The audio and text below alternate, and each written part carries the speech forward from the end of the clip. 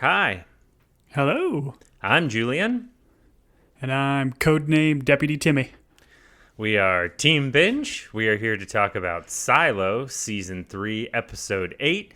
This one was called Grey Goo, Tom, which Gross. is a weird name for an episode, and I know we touch on it later, but I don't care for the phrase. I don't care to think about what it means. I don't like thinking about being turned into grey goo. I don't like thinking about what grey goo is made out of. That doesn't make But you want to kiss somebody? no, it doesn't. It truly does not make me want to kiss somebody. And you know what might be the least romantic place in the world? A helicopter. You want to know why, Tom? Because helicopters don't glide to the ground. You know, when they're in trouble and things go wrong, they fall like stones. So, and please don't at me about auto rotation and all that stuff. I just don't want to hear about it. But let's dive into this one, Tom. I want to hit very fast some of the storylines we're trailing, and then we'll talk through the four major storylines that happen. I enjoyed this episode, but I gotta be honest, there were several times I was like, wait, what? What are we doing? What are we doing? And so I have that sense from this episode, but I still enjoyed it. I still found it entertaining. From the recap, just to hit it real fast, we have the Silo 17. They somehow found out a way to prevent the safeguard, but only momentarily. That's a conversation between the algorithm and Camille, and that seems to make sense to them. It's never really made sense to me, but it is what it is. We have Lucas and Kennedy that were shot by bees with guns, which I think we're going to get into a little bit more. We have Harwood's secret up-down machine, which my wife was like, hey, what do you think he made? And I was like, I'm pretty sure it's just going to be an elevator. Like all of this for an elevator, which, spoilers, Tom, it was an elevator. And then we've made it to the 300,000 acre farm in the woods with Christopher Robin and his stuffed animal friends that talk or whatever, but with Per Stinson. So, Tom, I don't want to show my cards too early, but what did you think of this episode from a 10,000? You're in a helicopter kissing someone at 10,000 feet. You look down on this episode. What do you think? I thought it was good overall. But I'm with you. There's some of these storylines, this whole deal with Nux and his dad's character, and then we finally see who his dad is. The actor was fine, but I was underwhelmed. I thought it might be somebody a little bit more fun for a cameo. Idris Elba, yep, definitely. Yes. That's what or as you had a theory. Do you want to expose your theory to everyone who you thought it might be? I think Captain, Lieutenant, whatever point in Band of Brothers you're watching him. Dick Winters. Played by Damian Lewis, because Graham Yost wrote on that show, and we have Colin Hanks and Kennedy in this show. It was a good theory, Tom, but ultimately a poorly done theory. Yeah. But I was kind of bummed about all of that because we were hoping it would tie into some sort of grander scheme, but eventually it was just an elevator. So that was all kind of silly. And again, I feel like we're muddling along with the constant, we have to cap the pipe. Oh, our plan didn't work. We got to start a new one. Oh, this new plan doesn't work. There's just a lot of that, and it hasn't been as entertaining to watch. But I will say it was very, very fun to go back to Silo 17, see our boy Solo thriving, giving himself a nice little shave. He's looking great, and I liked the before time stuff too, just before we get to that, because I thought the before time stuff finally opened up and kind of threw this nanotechnology thing at us, which as a book reader I knew was kind of coming, and it was interesting the way they unfolded it. But I'm interested to hear your thoughts as we get to that later on. Yeah, it's funny that the knocks and the elevator and that stuff kind of is where your, we'll call it, loose gripe is at. Mine was more with the before times, which I've previously been fascinated by. And so here's what I think a show can do. I think a show can continue to drag out a mystery until we get to pentultimate and finale, and then start to reveal these things. This show has been pretty good about pacing and giving us a little bit more every episode. And so this episode, they did give us a lot. Now, what I would argue is, if what they've given us is a wrong footing, and there is a little bit deeper, and I mean, we take the before times. They're hey, we're building this simply on contingency. Okay, well, is that the truth, or is there actually something that they know about that is imminent that they're just not willing to tell these two?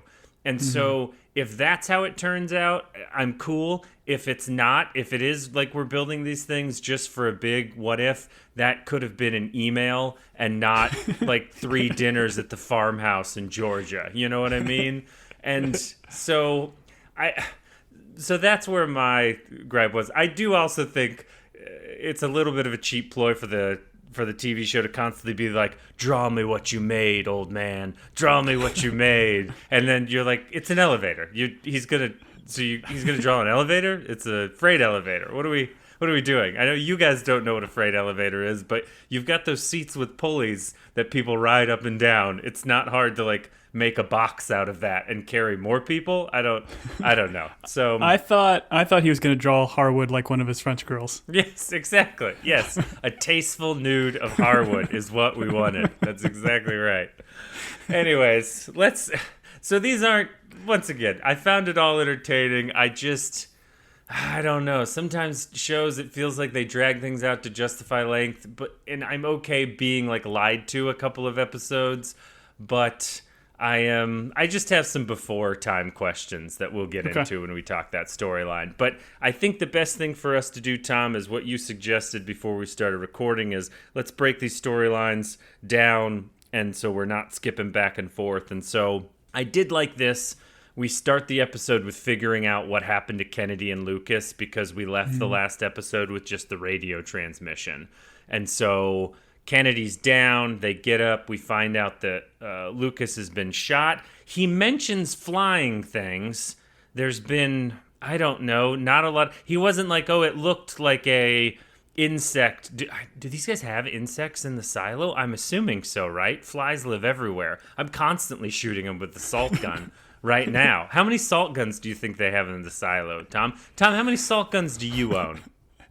I don't own any salt guns. I'm an old school fly swatter man. Ugh, it's the worst. Do you know they have commercials for the salt gun now? It's incredible. Oh, wow. It'll play on television. Anyways, everyone should get a salt gun. So I don't know if he knows what a bee is, and he did not describe a bee. He just described a flying thing. So I don't know what actually attacked them. There was, like, when he first, like, Kennedy, like, wakes up on the side of the hill next to 17, like, there's a reflection, I think, that comes off of his visor that does look like a drone, and you kind of hear that, like, buzzing sound. So I think, essentially, he just does not know what a drone is and wouldn't know what to say what it is. But we also get at the very end of the episode of Charlotte being like, hey, you'd make us a great drone pilot kind of thing. So the idea that Charlotte, the idea of the dead spirit of Charlotte shot Lucas and shot at Kennedy is a great theory. Although we really have no idea what the actual timeline is between Silo and what we're calling the before time, so who knows? I think we've been told 350 years, right? We've been told a lot of things, Tom. We've been told so many things. We were told the pact was real, you know? I don't know, you know? Who knows what they're telling us? So I don't believe any of it. I believe I'm being lied to constantly in this show, and I'm for it. I'm for it. I'm the type of personality that just loves to be lied to, you know?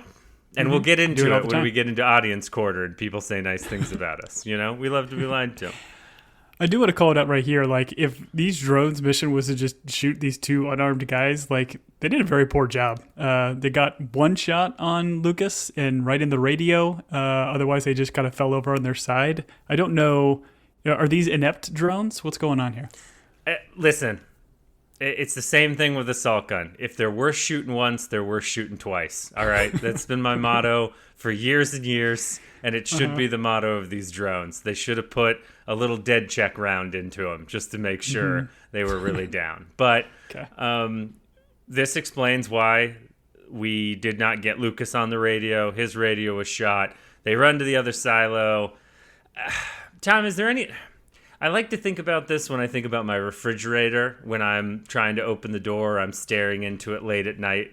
Is there anything more dramatic than people looking through a large door, like the viewing glass, and they're like trying to get to the other side of it? They're trying to get to like the pickles because they've got the peanut butter out. You know what I mean? I know exactly what you mean. It was great. I do question Kennedy's choice of this crowbar. He tries to just essentially hit the door with the crowbar as opposed to crowing it open. Yes, that's the prying term. it open? No, crowing it open is the term. That's why it's called a crowbar, Tom. Yes. Oh, incredible. Yes. No, that's exactly right. Well, my thought is he knows that door and he knows he's not going to crow it open unless someone inside opens it. So he's knocking on it. It's not a knocking bar. It's a crowing bar, Tom. So good point. I appreciate you. We get a little, I don't know, I just showed the born identity to my kids for the first time, which probably means I'm a bad dad, but I love a I know good... you should have showed it to him earlier. That's fair. I did teach him if it's worth shooting once, it's worth shooting twice at a very young age. But I love a little bullet surgery. This is also like from The Martian, although they're operating on Lucas. He's not operating on himself, but... good I to do see. think it's interesting because, like, not only does he get shot, the radio gets taken out, he's obviously injured, but I mean, this compromises his suit, right? And there's seemingly like no talk of this at all. Well, everyone knows that when you're shot in a contaminated environment, that the blood seals it to you, so you're okay. That's why if you're ever somewhere and you're worried about it, stab yourself. Then the blood will cover those holes. One would argue why you stab yourself anyways, but it's so the cannibals can't make a canoe out of you. That's an old joke I used to tell as a kid. Let's move on. Joke. Could you, joke. Tom, could you fix a radio? Could you fix a radio from a diagram? I ask you, having no electrical background myself or you. I could probably figure it out. I do like that Solo says, like, I have no idea what I'm doing, but the book knows. The book knows. And something tells me Solo spent a lot of time looking at books. And I think he has proven himself to be pretty adept at, like, mechanical things. So I like this. Agreed. And I did appreciate Kennedy taking the time. He's in... And I had mistaken this room for a different part in a different episode. But this is the room I felt like looks like Professor Hogwarts' office because there's just all that stuff. Is that his name? Professor Hogwarts? Dumbledore, bruh. Come on. Yeah. Sorry, Tom and I are in prep mode for when the new HBO show comes out. So I've obviously been studying up. I've been looking at the books on the shelf in my kid's room. I haven't been reading them. I glanced at them, Tom. I glanced at them. I glanced at it, yeah. All right, he makes the radio call, talks to Walker and Juliet. This is all filled in for us. Tom, I dare you right now to tell me these kids' names, which we haven't mentioned up until this moment because this will let you know how important they are to me. But these kids are still alive. I couldn't even tell you, Tom, if they changed the actors and actresses that play these people. I don't know. I have no idea if these are the same. I'm pretty sure they're the same. Maybe the baby's different, but I'm pretty sure they're all the rest of them are the same. No, But I'm pretty sure that baby. The one thing I do know is that baby's the same and has not aged a day. You know.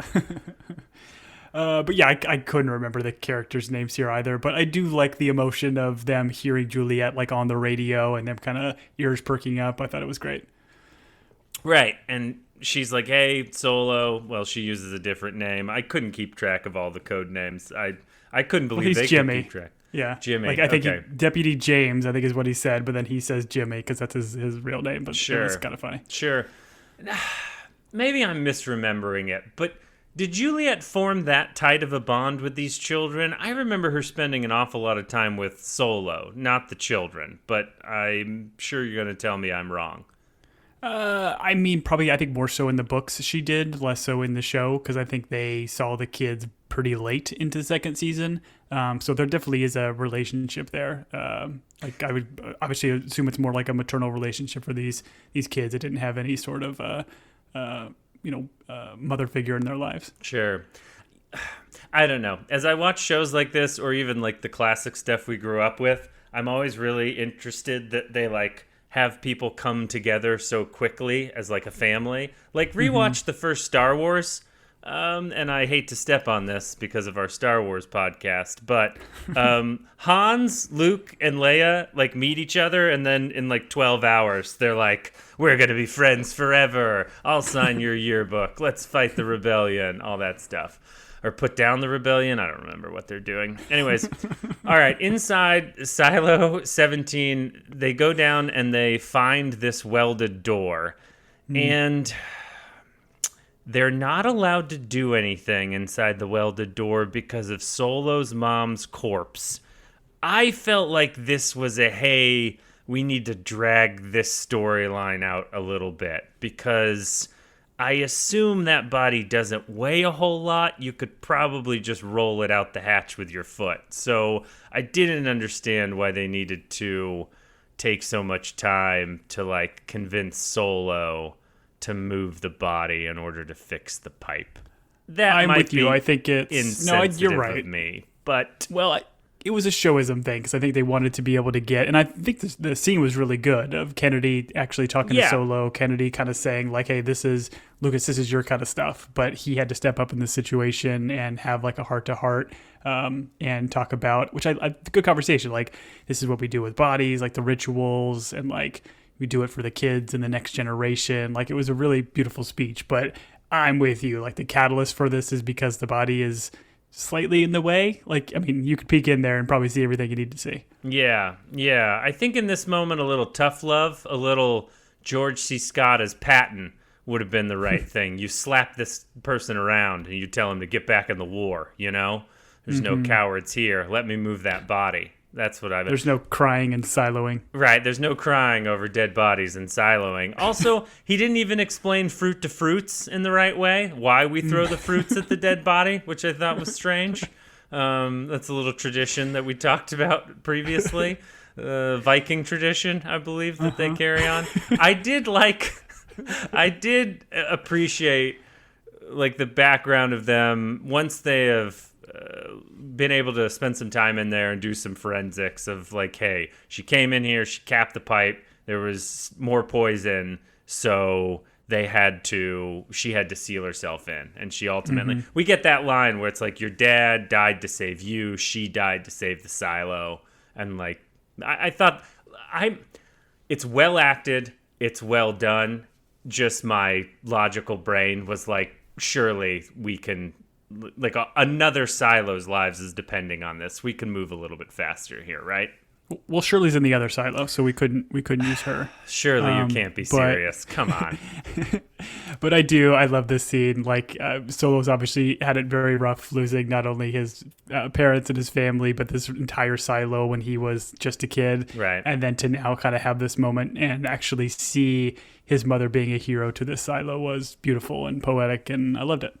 Right. Even that moment where he's talking about, when someone died, did we do a ritual? And Solo's like, I only saw people die when everyone died. And Kennedy would be like, oh, yeah, that's probably pretty rough. And so, I don't know. I once again, thought it was well done. I just thought it was a little bit of drag, maybe? Drag's the wrong word. A little bit. What do you do when a body's on the ground and you need to move it? No, drag's the right word. You drag a body. No, you push it down the water slide. Oh, I love it. I love it so much.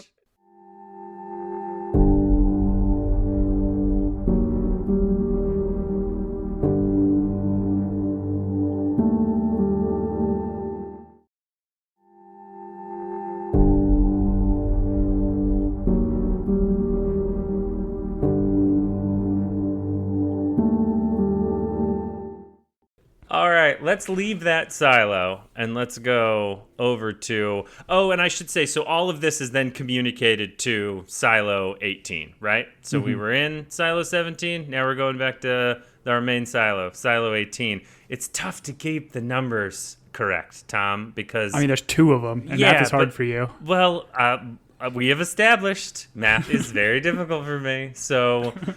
This storyline is all about light bulbs missing and murders, and I would say the light bulbs seem to be more important to people, which that seems like bad priorities, but it's okay. Knox ends up finding his daddy. We're going to call him Daddy Knox because I don't think he gets a name. And Daddy Knox is not very friendly. He hasn't seen his son since his son became a foot taller and put on conservatively 60 pounds of muscle, and this guy's still a b-hole to him, which means Knox gets to punch Daddy Knox in the face, and it was awesome. But they do a weird cut here, almost like they're going to commercial, where he punches him and then walks out the door, and I was like, really? No more questions? You haven't seen this guy in forever? You're just gonna hit him and leave? Beat him to a pulp. Ask him more questions. Waterboard him, you know? Do something. How does that taste? I mean, you gotta He got a good line in, I guess, before he did That's it. true. This was so weird. Like, this was all kind of coming up to them finally meeting, and he just magically finds him, even though he's been hiding for so long, I guess, from whatever Mark had told him. But I just don't get this. Like, I know that we're going to come back and then have a more broader conversation with him, but it just seems so weird that he would just punch him and leave and then gather, I guess, the help in Hank and Billings to have a follow-up conversation. Sure. It would have been funny because the dad has really close cropped hair. It would have been funny if the dad would have been like, "How'd you find me?" And then he peels that back like it's a wig, like it's the worst, smallest wig in the world, and he's been in disguise. But that's not what happened. So, and instead we should write for television. We should. We've had a lot of emails from people emailing us at teambingepodcast@gmail.com to not write for television, but we still feel it's necessary. Anyways, we have Knox went and got Billings, and so Daddy Knox is now being... I love Billings. I really love Billings. I love this actor. I think he's doing a fabulous job. Unfortunately, he's covering the C plot of the show, and so he doesn't get a lot of work to do, but he talks with Daddy Knox about what Harwood is stealing and that Orla was murdered. He was like, listen, light bulbs, a lot of them are missing. We're all going to die in the dark. Also... He's like, he turns to Hank and he's like, what was her name? And Hank's like, Orla. And he's like, oh yeah, Orla, definitely. And he turns to Hank, he's like, murdered or what? And Hank's like, yeah, murdered, definitely. That's why we're here. And so ultimately we find out Daddy Knox made something for Harwood, and he was... Your joke's hitting me more now. It's like, draw. Show me what you drew. Oh, man. And he's like, what are those two round things? And he's like, oh, those lift up through a shaft. And anyways, it's an elevator. It's an elevator, Tom. Yeah, I mean, this mystery, like, even when the elevator was revealed here later in the episode, my wife and I were both looking up and we're like, wait, that was it? Like, I thought it would be some sort of, like, means to cap the pipe or some other cool MacGuffin thing. But no, it's literally just an elevator. And I feel like mechanical people are smart. Like, did it really take Doc's daddy to understand that, hey, we can use pulleys and stuff to bring people up and down quicker? Like, this is weird. Well, so we live in a world where that would have been against the law, because any mechanism that allows things to go up and down would have been against the pact. They would have had to clean. So I understand that, but I guess I don't really understand the constant, like, tell us how you made it. Like, how did you draw it? What does it look like? He could just be like, hey, it's an elevator. And I think even in the name, they would have been like, oh, okay. And he's like, wait, it elevates you. Yeah, okay. Some of you actors are British, so a lift. And they would have been like, oh, it lifts you. I got it. Okay, we're good. I don't know what it's called in other languages, so those are the only two I know. A lift and an elevator. There was a lot of drawing in this episode, right? We got Bernard and Juliet later doing some schematic drawings as well. Oh, incredible. Yeah, I was like, okay, cool. Everyone, Tom, I'm sure I've told this before, but when MapQuest was a thing and before we all had smartphones, my father used to pull out a yellow legal pad, and I think it was probably the highlight of his life was to draw a map of like where a place was that I had to go drop something off, and he would just like... He loved drawing maps. I think him being an attorney was probably not his calling. He should have been a cartographer for all of the unmapped land out there in the world, you know? Obviously, the blue is land. Yes. You've had $8,000 worth of cartography lessons. Get us a channel of the ocean, Buster. Anyways, then he has a panic attack. Arrested Development's incredible. I can't wait to watch it with my children when they're old enough. They can watch Bourne shoot people in the head. Once again, not once but twice. But they cannot watch Arrested Development because they make Listen, fun of I've got a lot of questions as to why that can't happen, but let's move on. All right.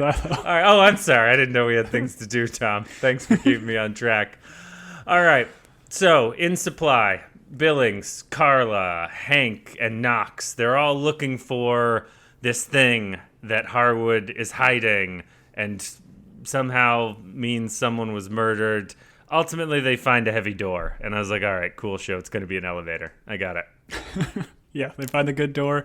And I mean, again, we had the conversations, I think, before we actually found the door of them, like, still not telling us as an audience what it is, but just saying, like, oh, just the even thought of drawing this thing could get you out to clean. And yes, again, spoiler alert, it's going to be an elevator. It didn't seem like people went cleaning as much as they should have. It seemed like there was a lot more going on in this silo that would have caused more cleaning. And maybe that's just because like they were hesitant about the death penalty, but it seemed like it was a really long time between cleanings, right? Yeah, this silo is filthy. It needs more cleanings. Right, I agree. I don't think you and I are talking about the same type of cleaning. Speaking of cleaning, Harwood has a dope desk alarm where he's like, oh, whenever someone's using the lift, it lets me know. So I guess that's pretty cool. And then who are the kids from Scooby-Doo called? This is what happens. The kids from Scooby-Doo are in the lift and Harwood's like, what? I don't know. Harwood does seem like the guy that he's meddling with the kids and then they rip up his face later to reveal it's I don't know, a skeleton, a bloody skeleton, because that's his real face. Yeah. And the kids are like, oh, we murdered another one. Oh no. Scooby, don't say anything. And that's when they kill the dog. Anyways. Maybe it's Mike Davidson, right? Because that's who Harwood gives up here. I guess it's the boyfriend that did it all. Here's the other thing I was going to mention is this one also a wrong-footedness? Because this tied up so neatly. Like, we were told this name earlier. We made jokes about it. And ultimately, Harwood, who seems like, Tom, maybe the evilest person in the world. Like, I think if Harwood knew about the pipe full of poison, he'd just be like, let's do it, guys. Let's do it. I'm going to do it. Let's, let it loose. But for that guy to be your star witness in the Mike Davis Orla murder, I don't know. It feels like we were told a bunch of baloney in this episode that's going to come unwound in the pentultimate and finale, right? Can I say that? Does that feel no? I mean, I'm with you. I do feel like this kind of wrapped up in a bow very quickly and just didn't really. I mean, did we find the light bulbs? Did Harwood have them? Did Mike Davidson have them? Did we solve that portion of the mystery? No, because when Billings and his wife are reconciling at the end of their storyline, he's like, none of this, we didn't find anything about the stuff missing from supply. We didn't find any light bulbs. We all just, found this thing that, I don't know. We are also taking Harwood at his word a bunch. He's like, listen, I'm going to tell you, but I don't want anything to come back on me. And, Knox's dad did the same thing. And Billings is given immunity to so many people. I don't know. A lot more crimes coming in from these guys now. Yeah, I mean, I'd hope there's still a little bit more to this storyline, because if this is it and then we don't see Mike Davidson anymore, he's just being hauled off to Silo jail, I think it'd be underwhelming. Right. Also, Mike Davidson, handsome. I got to be honest, Tom, I feel bad for him. I'm probably going to write him letters in prison, just something that I've done recently. I've started looking up people in prison that, once again, we're a pro-murder podcast, and I write them letters because I don't want them to be lonely, It's just something that I do. Kind of you. Yeah. For those of you that want to reach out to us, you can reach us at teambingepodcast@gmail.com. I also want to give a big shout out. I should have done this earlier. Those of you that listen on Spotify and went on there and rated us 5 stars, we very much appreciate that.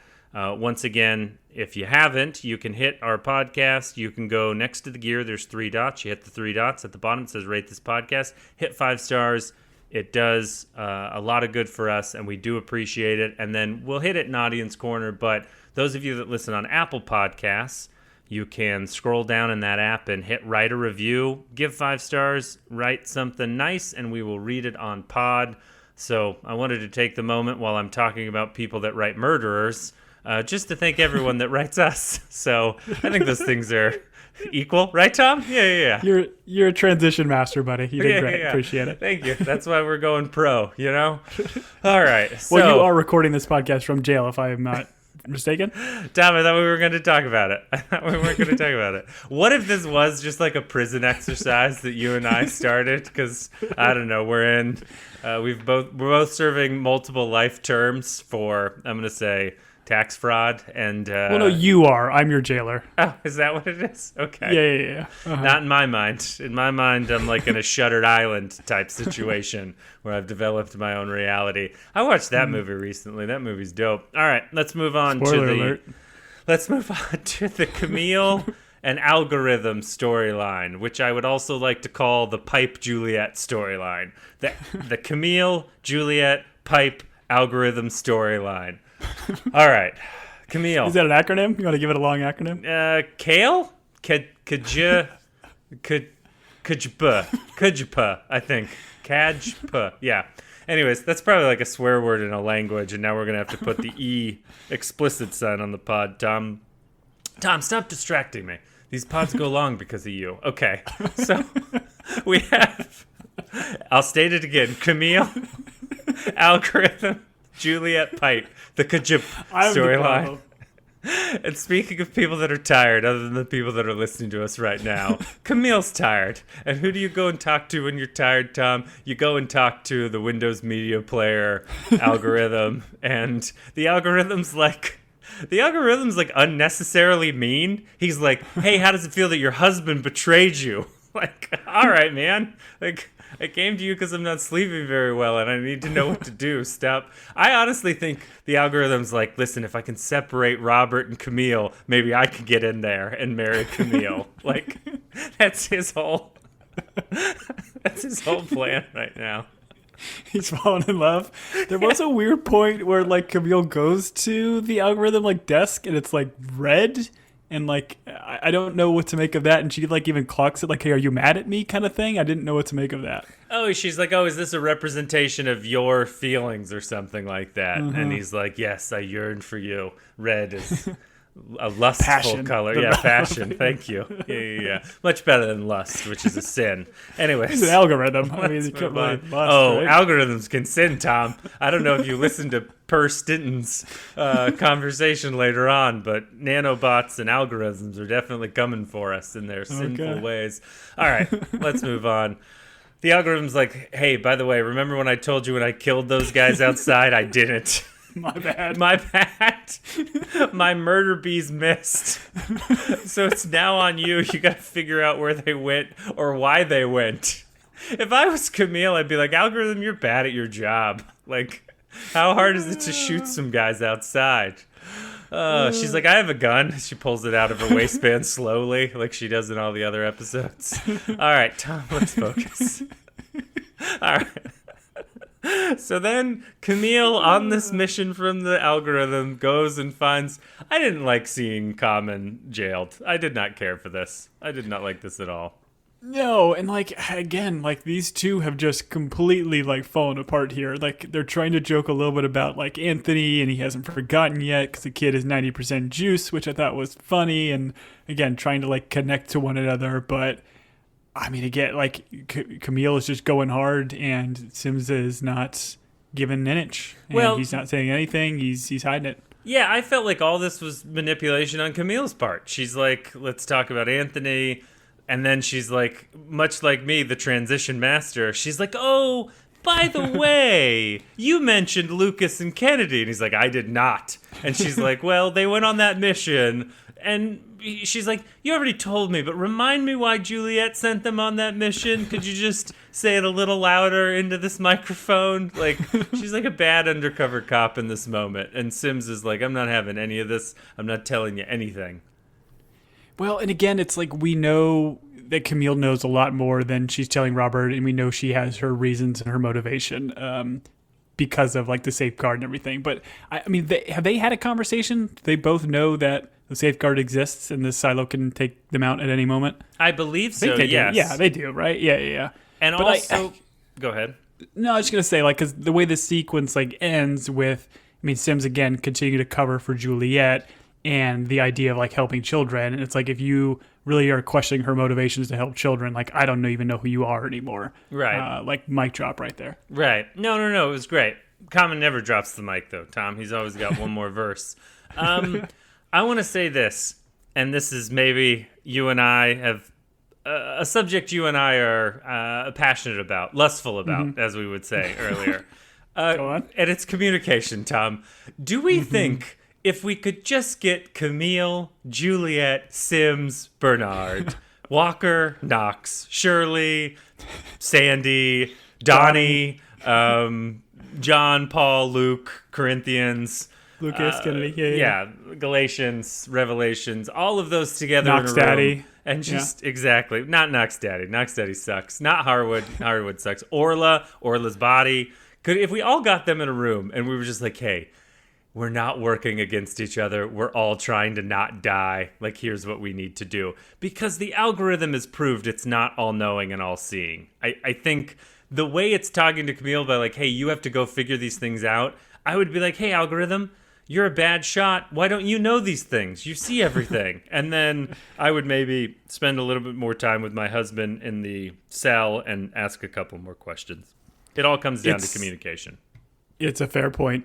And were there be very good communication, we wouldn't probably have a very entertaining show. So you gotta have a bad guy. Unfortunately, it's Camille this season. And I mean, we know she has her reasons from what the algorithm is feeding her, but it doesn't play nice because she was I thought a much more compelling character in like season 2 and kind of being manipulative. Whereas here she's just, I guess, the same, but now she's being manipulated by the algorithm. Yeah, every time she does something, or they're always, and I don't know if it's just like the music that plays, the way they hold on her, I always think that she is not necessarily bought in with what the algorithm's doing, but all of her actions lead to her being bought in. So I'm with you. I would much rather have kind of a rebellious Camille. And also, one episode, one season silo, everyone just talks it out, and we're like, all right, everyone cool, we're not going to kill each other, let's live until the earth is safe again, or the bees with guns stop shooting us when we try and go outside. Boom. Episode, show, book, everything over. Hugh Howey, just some suggestions for you, brother. Anyways. Hugh Howey, by the way, fan of the pod. He has followed us on social media and liked a bunch of our posts. So thank you, Hugh, if you're listening. You're good. Great. Yeah, go out and read his stuff. I enjoyed what I read of his, and Tom certainly has as well. So we are a pro Hugh Howey podcast. The big double H, we call him. Always have, always will.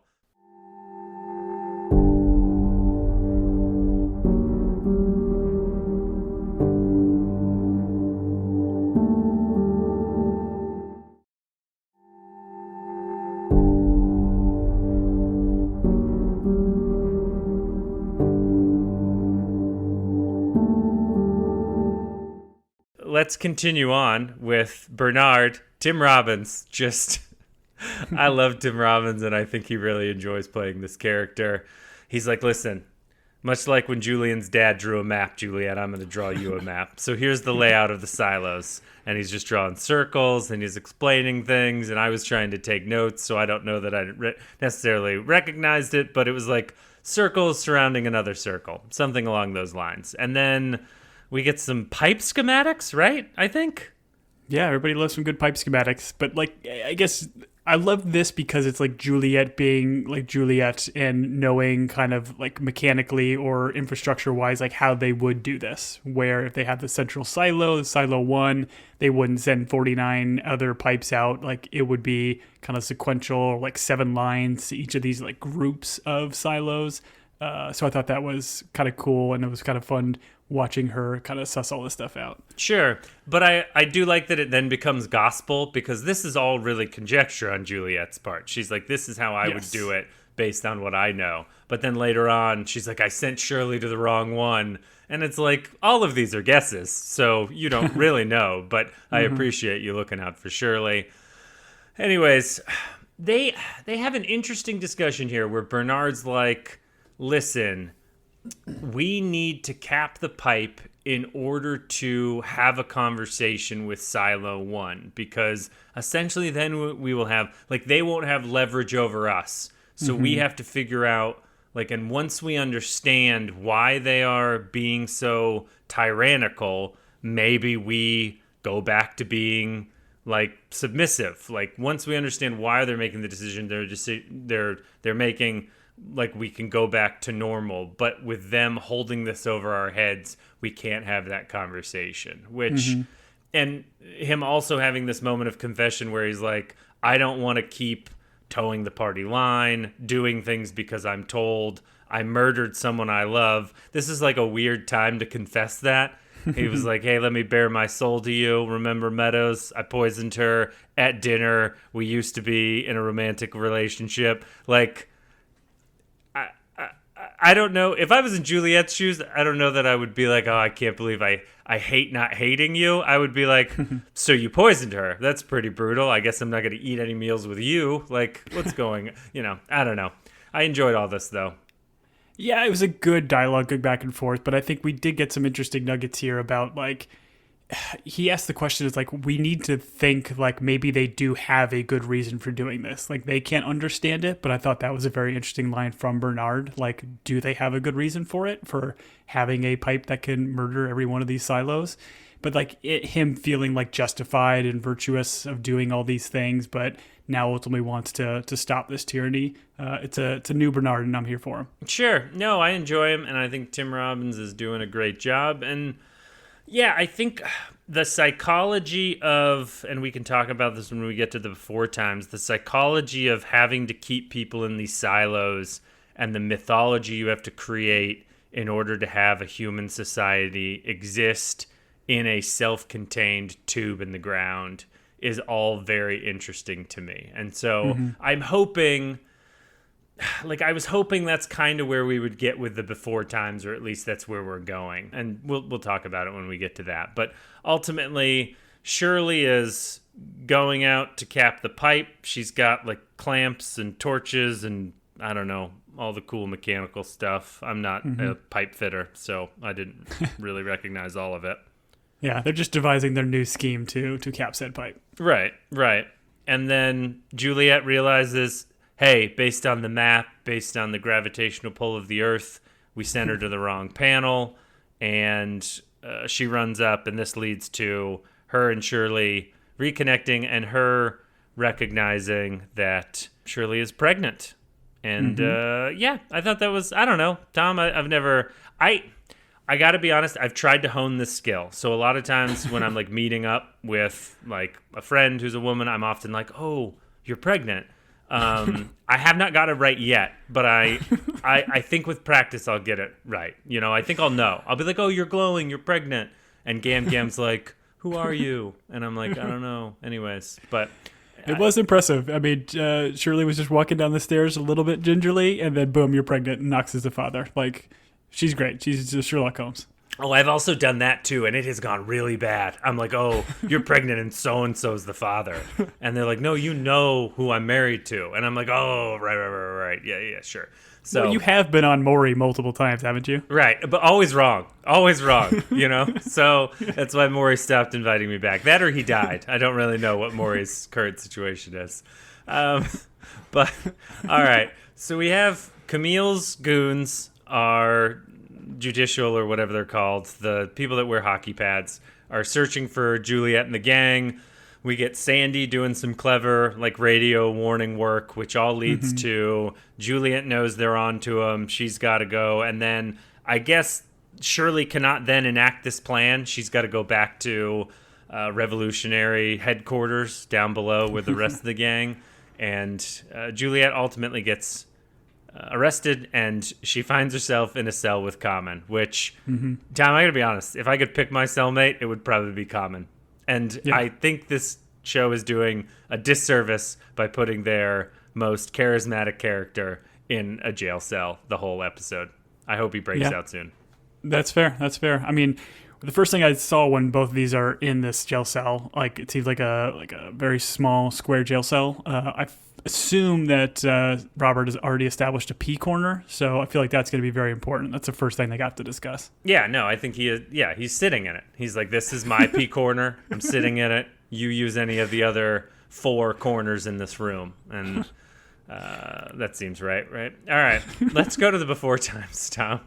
Let's do it. All right, so, and this is going to take about an hour, so buckle in, my friend.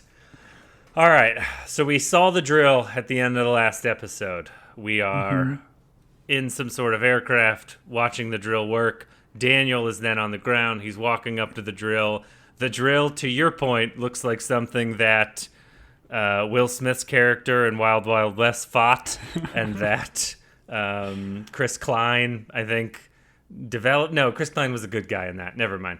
Anyways, they then sit down for a dinner. These guys do nothing but sit at long tables and have dinner in Georgia. I apparently this is what you do when you visit farmland. You just sit at tables and you have lovely meals. The senator and Purr are explaining to them, we are building 50 silos and we are going to put seeds in that silo. And the show kind of like winks at you, and then like within 30 seconds is like, not just seeds, but people. And you're like, okay, cool. Thank you, show. Human we figured it seeds. out. Yeah, exactly.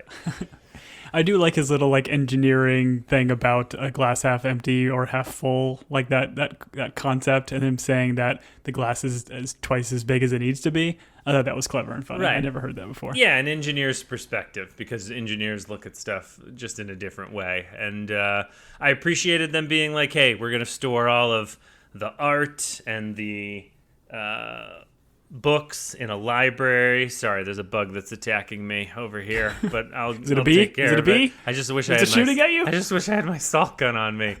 Tom, do you think our podcast makes it into one of the silos? To, I don't know, as a representation of culture and Earth. Do you think we make it, the Team Binge podcast? For the silo's sake, I hope not. I hope it plays over the loudspeaker every day. And that's what happened to all the silos that didn't make it. Anyways. That is the failsafe or whatever, the safeguard. They just play our pod on loop. It's not the poison pipe, it's just through the speakers. I really appreciated Daniel, who's, I don't know, knows what's going on for conservatively 30 seconds, being like, hey, you need more drills. You need more drills to dig holes. I've got a patent on this drill, so buy a bunch more. I'm going to be rich.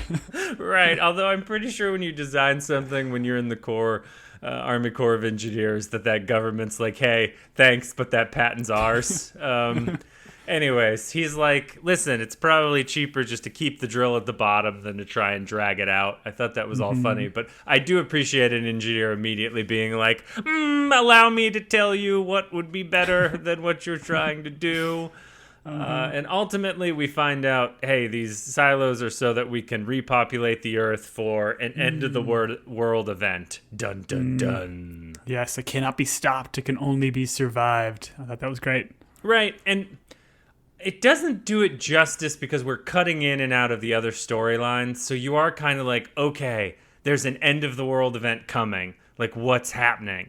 And then the next scene is like, yeah. An end of the world event will probably happen, whether or not it's nuclear or like biochemical or nanotech, which I designed. And I just knew someone would turn it into a weapon. I can't believe Iran already did it. Like, I was like, all right, wait, so there's not one imminently happening? This is all just in case? This is like those people they put in like the Mars Dome in Arizona and we're like, hey, can you live in a weird dome for a lot of time without killing each other? That's what we're doing here. I don't know. This is where I was like, come on, show. Like, give me something real. Give me that, death is hanging over my head at any moment, which it is. Well, and I feel like it's the problem-ish, I think, with the way they're delivering this is that we have like a handful of years before we know these silos can be dug, and we know the silos ultimately do get dug. So it's like you have to have like the foresight for them to be able to do all this digging and building and construction of these silos. But they're kind of playing it off as just like Stenson's like, oh, he's a mad creation of a lunatic with just too much money. That's why he's doing this. But I got a little bit lost in, I guess, what they were trying to say. Like I know you have the Iran storyline. They said it was a dirty bomb, but it really wasn't. It's like this this nanotech. And they were trying to like suss out, I guess, how far they were in the nanotech. But then there's also conversation about like, he created it. It was meant for good, maybe some sort of like medical reasons. And then now it's being made into like weapons. It was all like, I love the idea of the nanotech and it being brought into the story. But I feel like the way that was delivered on this dinner table conversation was a little bit difficult to follow. Sure. I would like someone who is like a film and TV buff to trace the plutonium, nanotech, AI, ZX gas, like whatever the big bad in like that generation that fuels these shows and movies as like the thing that's going to end us all. I wish we would trace these. And so instead of being AI, which I will give this show credit, it's nanotech. And I'm like, cool. I don't know what it is, but obviously they're explaining in a way that is something that can be catastrophic. And to your point, it was sloppy because I also felt myself being like, wait, what's going on? And then Charlotte's like, what about our mission? We didn't even get close to that Iran facility. And then ultimately we find out these people love to dig in this show. They're like, we'll dig a tunnel 75 miles under the ground in Iran. But we just found out about your drill, which is much faster going straight down. So they dug a tunnel under this facility, and that Charlotte's mission was just a ruse so that they could detonate, and the senator's like, a very like localized small nuclear bomb. And you're like, I'm pretty sure none of them, I've seen Oppenheimer, lady, like none of them are small. And I don't know. This all felt a little bit clumsy. And then, Tom, once again, let's enter Julian's insensitive corner. You're like talking about these like end of the world events, the richest dude in the world. You've been flown in a plane and helicopter to get here.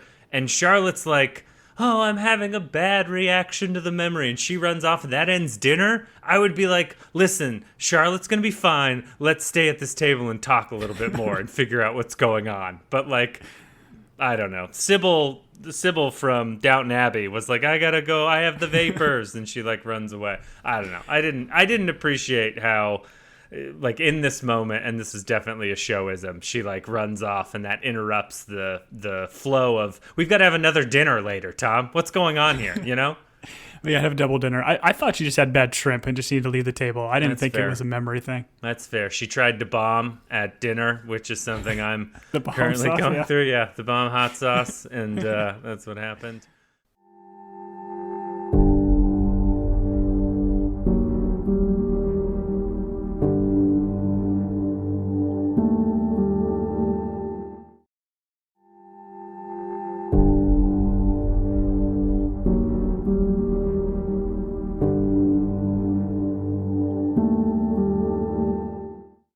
Then we come back to another dinner, and everyone's cool. We're all cool. Sorry, Charlotte running off is because Helen, the hard-hitting reporter, is like asking too many questions, and she's being like, I can't believe Charlotte's mission was a ruse. You put her in jeopardy. Not to say all the people that died on that mission, but we come back, and Helen's like, all right, I'll be cool. I won't like pry too much. I won't be a journalist. And then Pierre's like, fine, I know what you want to ask. You want to ask how much money I have and how, I don't know, and so then she's like, oh, all the money you're spending on this, it could go elsewhere. It could go towards cancer. It could go towards homelessness. It could go towards all these things. And Stenson explains that he's like, listen, I'm spending it in order to keep our species alive, which I'm like, cool. And I don't know. I felt like Helen was being a rather combative as opposed to like, let's get some information before we, I don't know, pick at some fights and send Charlotte off on a, angry tangent. I don't know. Yeah, and I don't think any of this is out of character, though, because I think Helen is, fair. like, she's one that's going to, like, not shy away from the tough questions and kind of ask this. But I agree, like, there's probably a better way to approach all of this. But get past the appetizer. That's all I'm saying, Tom. Get past the appetizer, get into the, I don't know, the creme brulee. No, that's a dessert. Anyways, I don't know fancy stuff. Go ahead, Tom. Sorry. But yeah, I like... I don't like, but like the idea of him saying like, this is my money. I'm choosing to do this. This is how I'm choosing to spend it. And it like almost makes you roll your eyes about like what some billionaires are doing nowadays with their money and just making rockets to fly into space for commercial uses. Like, I don't really know what it is. Like, Tom, we're going to mine minerals off the moon. Like, come on, man. It makes sense. Why wouldn't we strip the moon of its minerals and bring them back to us? There's probably gold up there. Maybe there's oil. I don't know. Maybe there's oil on the moon. We bring it home. Tom, listen, this I'm is all one for of the things that space Tom and I exploration. have often differ on, is whether or not we should strip the solar system of all its resources so that we can watch more Netflix. But anyways, Tom, go ahead. No, like I'm all for space exploration, but it's like, yeah, you have billionaires Wait, throwing like gobs of money into like building rockets as opposed to actually trying to help people around the world that are living Sure. on this planet. Tom, I forgot. I don't think space is real and the Earth is flat. Sorry. I gotta keep up. You forgot about that appearances. canon. Yeah. My bad. My bad. In the team bitch canon, I don't believe in space. No, but these are all valid points. Like, hey, there are some things that we could fix now.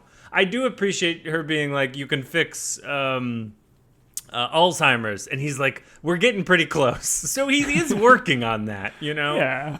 You know, so, but Tom, talk to me about, he says something like, we're going to spend money, because he doesn't talk about like the material cost. He goes, yeah, we're going to put some people in these silos and pay them a salary to live in there for a little while. What was that about? I mean, I guess this whole idea is just trying to justify. Was it a We know the trial run? silos- Was it a trial Well, run? Is that what he's doing? I think so. I mean, we ultimately know what the silos become, where like it can house like 10,000 people, and like these are much bigger than just 50 people would need to, I guess, maintain and run this thing. But I'm assuming like now this is like early stages, contingency plan. They're getting them created.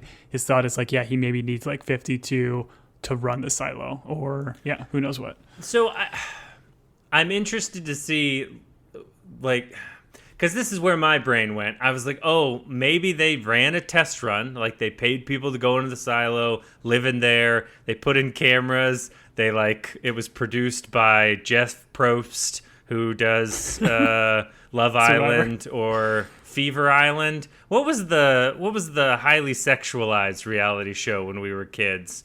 Temptation Island. Temptation Island. Thank you, Tom. Lustful Island. Listen, I'm going to tell you, I didn't watch a minute of it, but I wanted to. But it wasn't allowed on in our house. And that'll tell you a lot about me. Anyways, I wonder if, because my mind was like, oh, maybe the silo and what it became, you could argue it's two things. It's either, one, they put people in there to practice and they figured out what they needed. They needed a pact. They needed no elevators. They needed all of these things in order to, like, survive in there without questioning while they were surviving. They needed the forget-me-now drug. Or they put some people in there to test it out. The world ended, and those people just like carried on with the tradition because even though they were getting paid a salary, they couldn't leave anymore because the earth was scorched. I don't know, but I think that's where my brain went. No, I think it's a great theory, and I think the other thing that we don't really think about too is like there is a silo one that it does seem to have some sort of like form of control over these other silos. So I think that's a very astute point, and there's definitely something going on specific in that silo that we know is unique to the others. Sure. Aliens. It's always aliens. Tom, it's definitely aliens. Hey, No he goes aliens. over a lot of ways that the Earth could end or like our species could be wiped out. Tom, do you have a favorite theory as to how we end as a civilization? Do you have, and maybe favorite's not the right one, but do you have one? Because I have one. And it's honestly, it came Why don't to you go me. first? Okay, I'll go first. Okay. So he's saying all these things. He's like, Iran, it's going to be like one of our enemies, or like nuclear, or something like that. I think we as humans, you would have to have a madman in charge of a pretty modern country in order to end, and maybe this is a bad example. Anyways, let me keep going. I think we end with like nanotechnology or whatever. It's a YouTuber. And a YouTuber's like, hey, I got my hands on some nanotech with CRISPR. If I put this DNA in, do you guys want to watch me release this into the world? And then he releases it in the world and we all die. But that YouTuber has like the most views. That video goes like straight to the top. More than, I don't know, Can I Pet That Dog or any of the big, YouTube. So I think it's a YouTuber that kills us all. That's what I think it comes down to. Okay, so you're thinking it's a Mark Rober type situation. He's going to pretend to do some science. He's good. And he's going to take us all out. One of the guys that has one of those dumb haircuts where it's like shaved on the side but like curly on the top. Looks like broccoli. Like it's going to be one of those guys that kills us. Guaranteed. Yeah, I don't think I have. I'm not going to play the game of how the Earth ends. Maybe let's go out by an asteroid, right? Let's do it like the dinos did. Classic. No, because that's no fun, because we have no control of that. That's just God saying, humans... Oh, we do have control. We're going to luck. send Bruce Willis and Ben Affleck up on some rockets. They're going to drill, baby, drill, and we're going to solve some stuff. That's fair. Here's what I don't understand. If they had time to prep these silos, and I mean this in the nicest way possible, just put Netflix or some sort of streaming service Apple on TV. TVs in the silo. There is no more docile people than a culture that grows up just watching streaming shows, that never goes outside, that gets their food delivered to their door, and just waits for death. So, like, if you're trying to get people to, like, not be in conflict with each other, just sit us all in a lazy boy in front of a television. And I know this sounds hypocritical because we podcast about TV, but I really think it might be killing our soul as a culture. But let's move on. Yeah, that's our other podcast. Our soul being killed by culture with Julian and Tom, where we talk about Temptation Island reruns. That's the name of our Temptation Island podcast rewatch. Oh, man, this has gone off the rails. Okay, so what was it? Why was the senator like, Helen, the reason you're here is we want to offer you a job on the project. The exclusive. Like, it almost seems like they're saying, like, we want you to be the hard-hitting reporter. Like, essentially, you figured out this much more than anybody else. For several years. So what is she going to do on the... She's the communications director for the project? What? No, I don't understand. I think they just said that she would work for the Times at, like, the Atlanta branch or something. So she would be close and nearby. And then, like, when the time is right, she would do some exclusive reporting on the silos, what they're used for, and blah, blah, blah. Okay. So they're essentially just making everybody offers here, right? So like Helen, you could be our lead reporter. Charlotte, you could be our drone pilot. Daniel, you can be head of infrastructure. Like they're just making them offers that they seemingly can't refuse. But Helen has no problem refusing it. And Helen calls them good luck Morlocks. Do you know what that is reference to? No, I clocked it on the subtitles. I think if I didn't have subtitles, I wouldn't have caught it at all. Yeah, like I feel like I watched this movie a bunch when I was a kid because I think it was on replay or whatever, but it's a classic The Time Machine. Okay. Where, like, there's these underground people called the Morlocks that in one of the spots where he stops, he finds these people. So that's great. She's calling them. Yeah. Because she's like, I don't want to be one of your mole people living underground. I want to become Exactly. gray goo, which is very funny. I think it's funny. They're like, Charlotte, you could be a drone pilot with us. And Charlotte's like, well, I've got other skills. And they're like, no. We want you to fly a bee around and shoot people. So are you in? And Charlotte's like, I guess. That sounds pretty cool.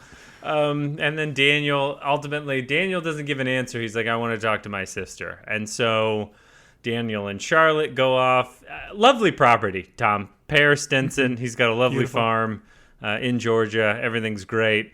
Daniel has picked some rosemary, and we get this memory of Sunday dinner at the Daniel and Charlotte house, and she remembers her mom, and they have this emotional moment. And were you surprised, like, because of this emotional moment? I figured this would be the catalyst for Daniel staying and wanting to be close to Charlotte and help her get her memories back. Like the fact that he, in this very next scene, pops in the elevator, pops in the helicopter with Helen, seemed against what that conversation he had with Charlotte.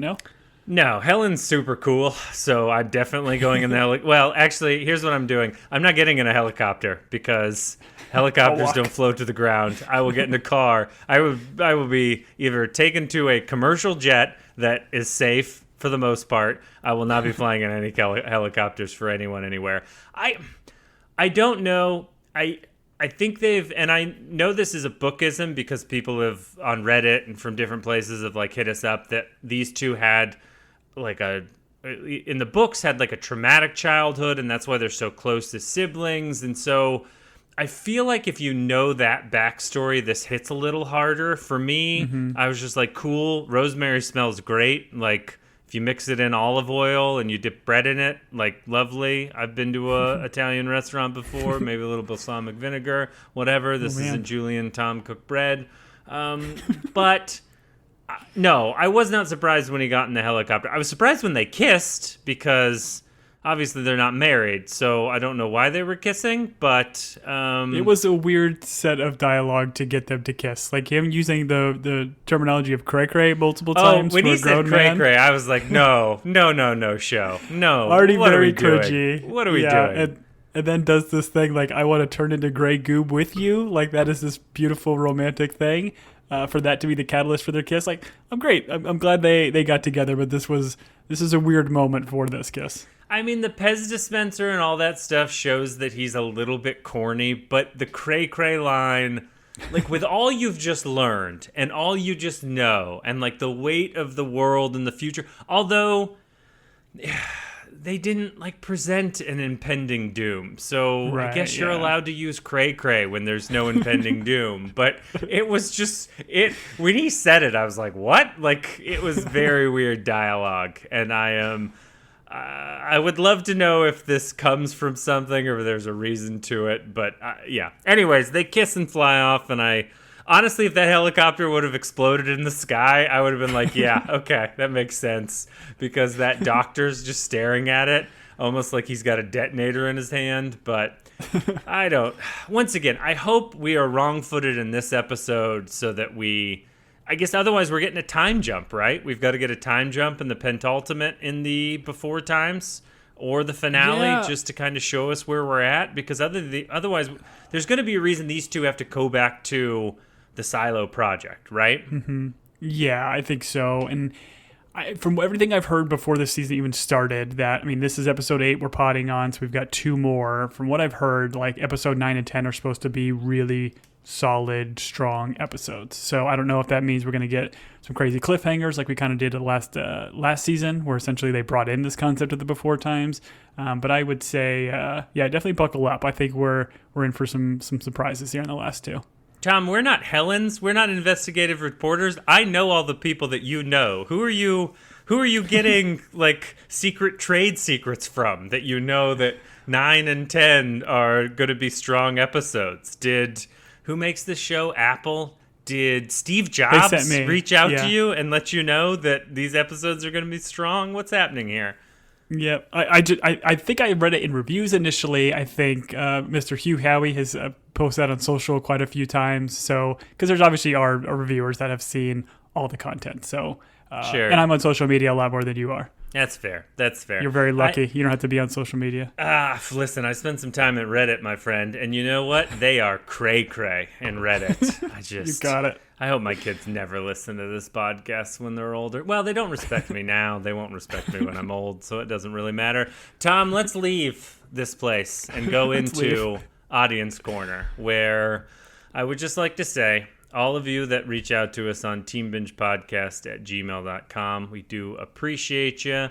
Tom's got a couple of 5-star reviews that he is going to read. But before he does, I would just like to say, if we missed something in this episode, if there's something that you really liked about what we said, you can reach us at teambingepodcast@gmail.com. If you were offended by something or we got something wrong and you just want to correct us, you can reach us at eambingepodcast@gmail.com. Just leave the T off of it and it'll definitely make it to us.